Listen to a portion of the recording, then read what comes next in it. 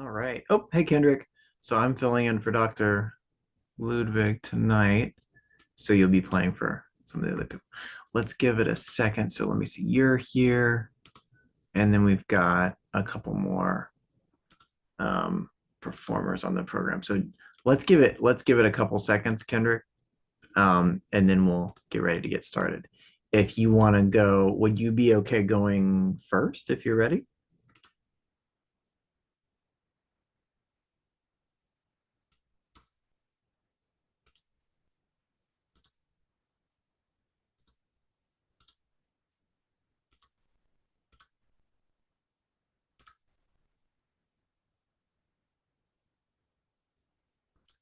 Hey, hi Andrew.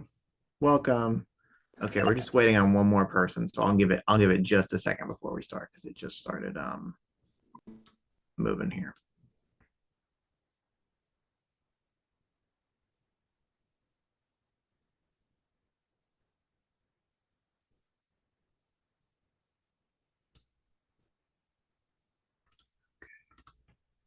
Let's see. So Kendrick, you're good. Andrew. Oh, playing that one. Okay. Let's see. And well, we'll just go ahead and get started here. And I think we'll wait for I'll see if Dakshita comes in later. Um, all right, let me just check that our live stream is functioning correctly. Yes. Okay. All right. So, welcome to Performance Seminar. I think y'all, so just make sure that you've got your original sound ready to be turned on so that it's when it's your turn, just tell us the name of your piece and the composer, and then you can start whenever you're ready. Um, okay. So, Kendrick, are you wanting to start us out? Are you ready? Sure. Okay. And do you have your original sound ready? Yes. Okay, awesome. So just tell us what piece you're playing and the composer, and then whenever you're ready to go, you can go ahead and. Do you want me to like show my camera? Oh yeah, if you can, if it's at a good angle to show your hands, that would be great. And I'm gonna share your music so that everybody can follow along, but I know you've got it memorized, so you can just focus on your Okay. playing, okay? All right. So what are you playing for us this evening? Um, I'm playing ballad. All right. And whenever you're ready.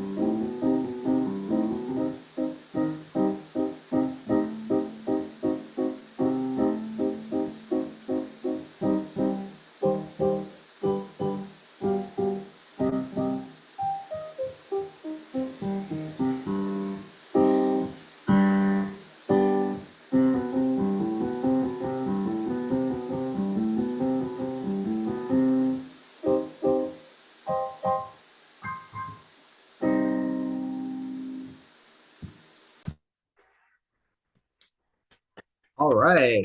Great job, Kendrick. All right. So that was sounding terrific. Um, okay, so let's go through it. So what was something that you were happy about that went well in that performance that you feel like? The fact that I memorized it all. Yeah, no, that was terrific. I liked that you made it through by memory. And a lot of this was sounding really good. So yeah, that's a great accomplishment. Um, okay, so now having memorized it and worked on the piece, what would you say is the hardest um thing about this piece, learning it? What was the most challenging thing to you to put together? The rhythm. Ah, okay. So the rhythm, you mean in the beginning part? Just in general. Yeah. Well, okay. So the rhythm of this was sounding like you had it all worked out very well. So, um, how did you? Can you say a little bit for everybody? So, in what ways did you practice the rhythm so that you got better feel for it? Metronome. Okay, so you just set an eighth note metronome and just went through it. Yeah. Okay, I mean, that was sounding good. So I'm feeling now hearing this. Um, I'm feeling like you're wanting to get a little faster with the tempo, which is good, which I think we can do. Um, so what do you feel like as you continue to polish this? What is your like number one thing you want to work on? The transitions. Oh, okay. So that transition sounded pretty good to me. So that yeah, that's good. I would work on in particular, which transition were you feeling shaky about? Probably the middle section. Oh, just okay. So the middle section, do you mean like the hand movements in the middle section, like from the first line to the second line and all that? Yes. Ah, okay. I see what you're saying. Yeah. So, but I mean, so just some spots maybe to polish as you work through it. I think you can get the tempo a tiny bit faster. I think you were feeling it there already. But really nicely done. Thanks, Kendrick. That was sounding terrific. All right. Okay, and welcome, Dexter. Sorry, I saw you coming on here. And so let's move on to actually, let's see. Andrew, are you ready to play for us? Oh yeah. Okay. So can you just tell us the name of your piece that you're playing and the composer, and then you can start whenever you're ready, okay? I'm playing Sonata in F major by um I don't really know the composer, but Mozart. Mozart. Yeah. Okay. So, okay. So, First movement. yeah. Sorry.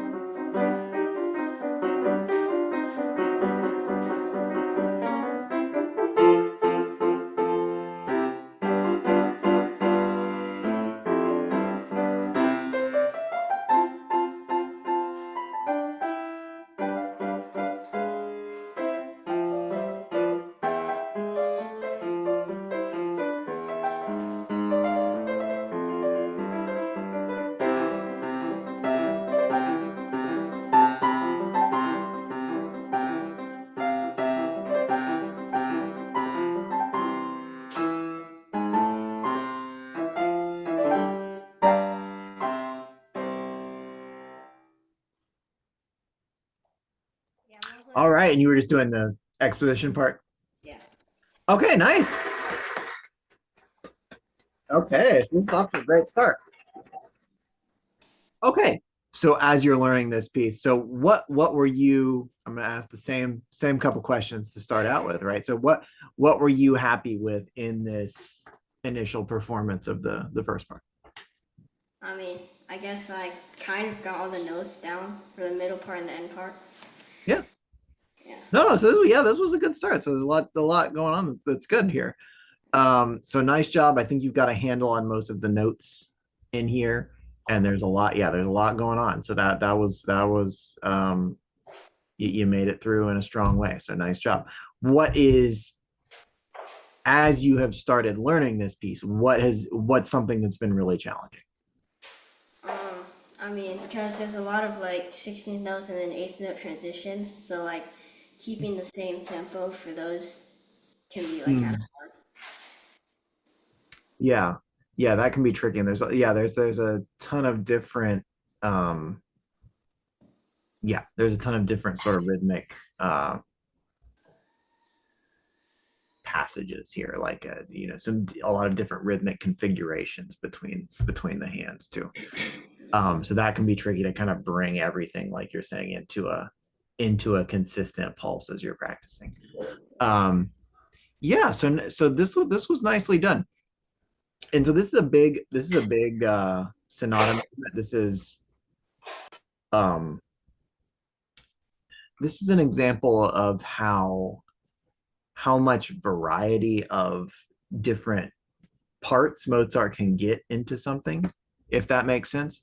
So I think that was something we could all hear, that there's so many different um there's so many different sort of characters. There's a lot of moods, even that this one part of the sonata goes through. Um, so let's map out just a few, just because that's kind of I know you pointed out that's one of the challenging things, and I agree. So it's hard to bring each of these different passages into the kind of the same feel, into the same sort of domain tempo wise, right? So at the beginning, right, and this was fine, right? So it's a little bit calm, right, at the beginning, especially like in the right hand, rhythmically speaking, right? This is like the least busy it's gonna get, right? Um, so we have this calm idea. I think the key as we go forward, that's present even here, like you mentioned, there's always some eighth notes somewhere. I think so. The eighth note kind of pulse level is what's going to provide you a consistent, um, I don't know, like a consistent ladder to make sure you're climbing evenly, right? Um, so we've kind of got a calm, right? So that part. Now, what that means is I want you to feel all the eighth notes whenever you have stuff that's slower, right? So inside the quarter notes, right? Make sure you're feeling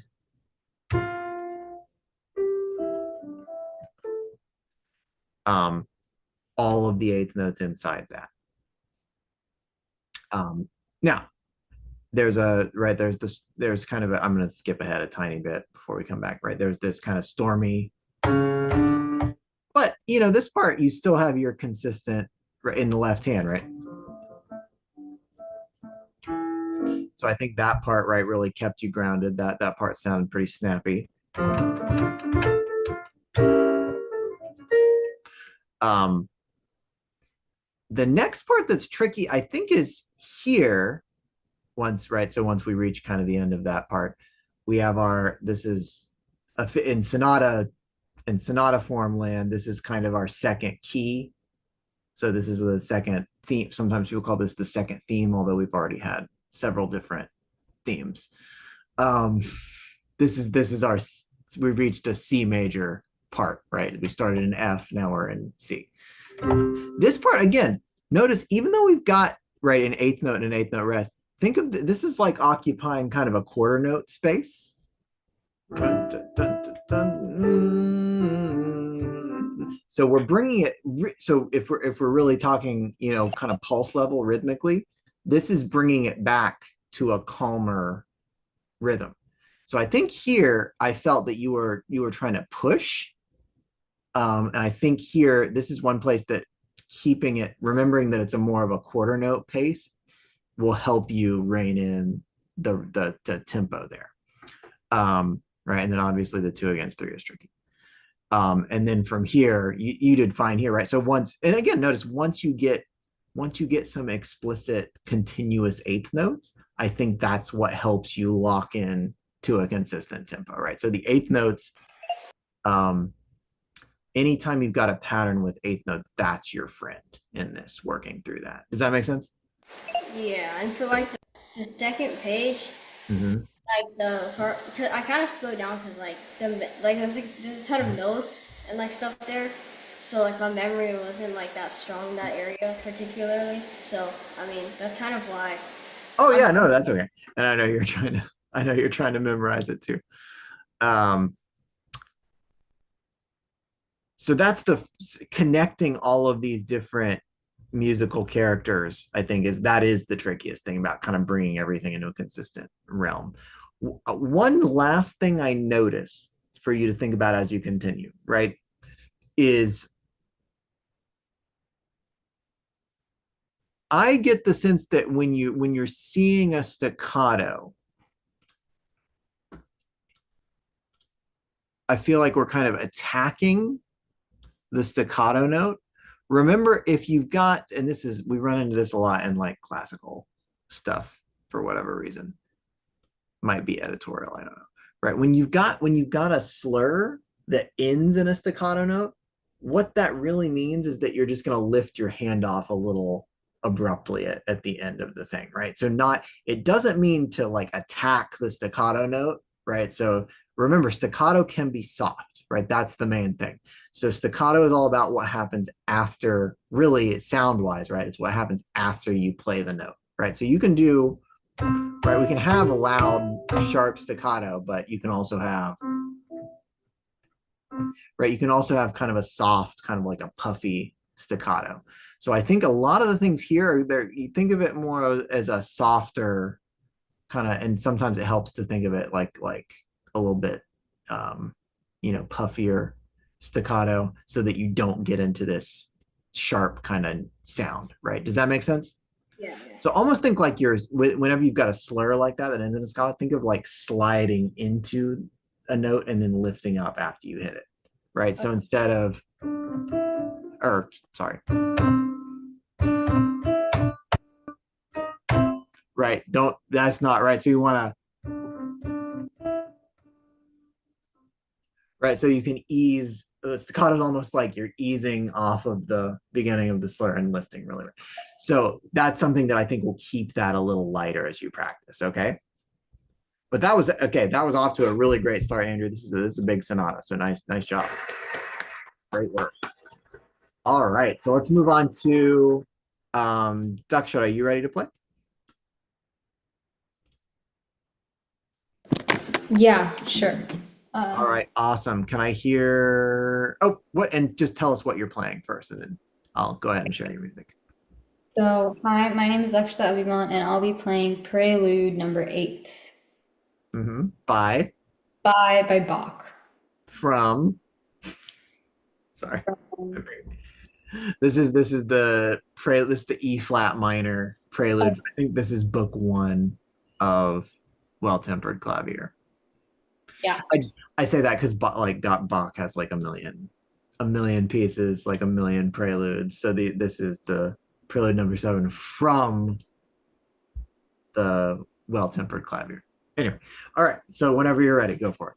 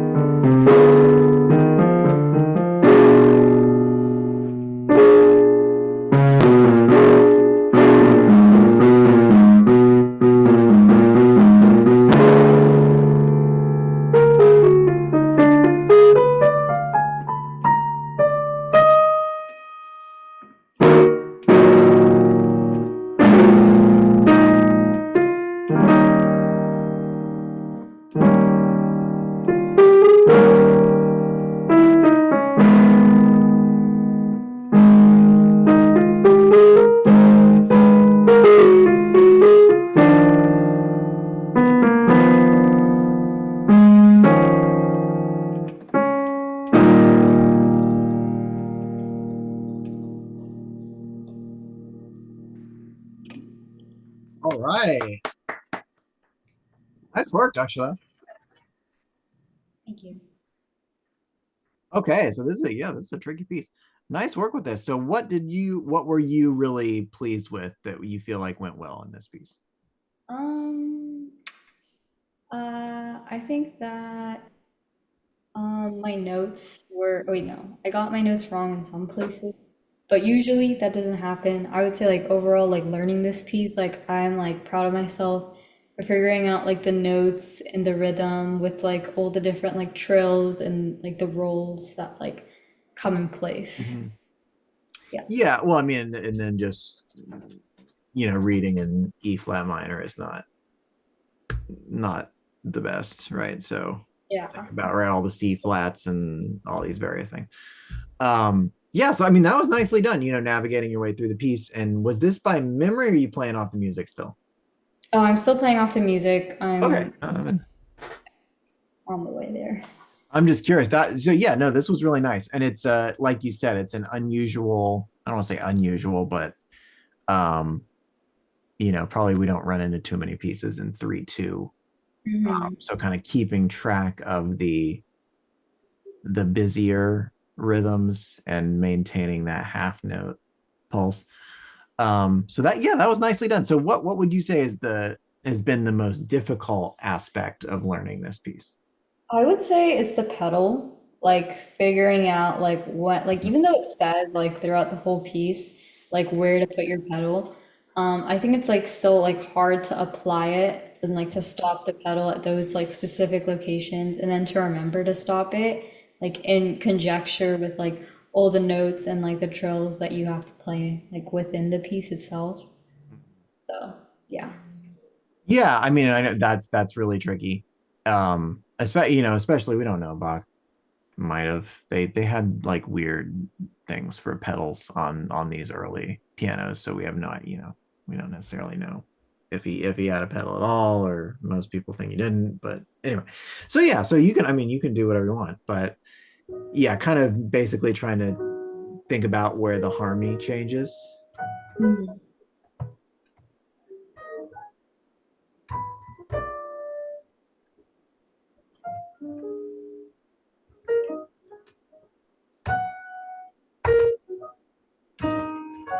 So what I would think about doing as you continue to really polish this piece, um Mhm. the two things that I would really focus on, these are really fine tuning issues, right? Number one is to really think about the balance between the rolled accompaniment and the whatever is happening melodically, right? And when I say melodically, right, because this is Baroque, there's some imitation. Sometimes you have two things happening melodically that are an imitation, right? Mhm. um, but mostly this one has rolled chords with either the left hand or the right hand and doing something exciting, right? So Yeah. really practice keeping the rolled chords as the background Mhm. while you can foreground whatever the moving part is. Um, Okay. Now, along with that, right, Mhm. is because of all the rolled chords and the slow tempo, this can tend to end up sounding heavy. Mhm. So to counteract that, the way I would practice is, even though it's moving very slowly, Yeah.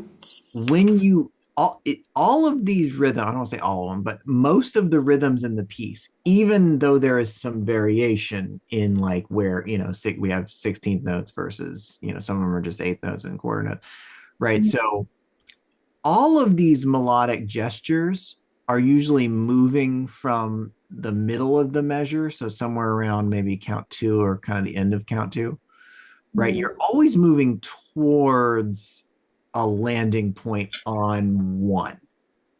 So Mhm. I think the challenge is, and I know you're working hard to count all the details inside these rhythms. Make sure that now, as you get used to playing it, right? See if Mhm. you can reorient the flow of all those rhythms to be leaning towards count one. And Okay. that, I think that will help you from each of those rolled chords, each of those sounding really heavy, right? So,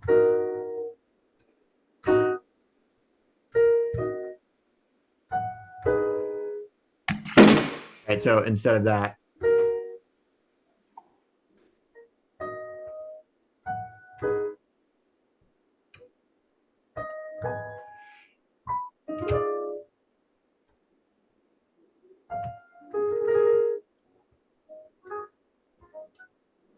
right. So make sure, if you kind of can give a longer arc to that landing point on one, that helps give it a little bit of more of a sense of forward motion. Does that make sense? I think Yeah. That that's a makes way to kind of get out of the counting as you're getting to know it better. Okay. So I think you're at that point where you can kind of make that shift. Does that make sense? All right. And I know it's time to go. yeah. Thanks y'all for sticking around. Great performances from each of you. I'll see you later. Okay. Have a good rest of your Monday. Bye, everybody. Thanks.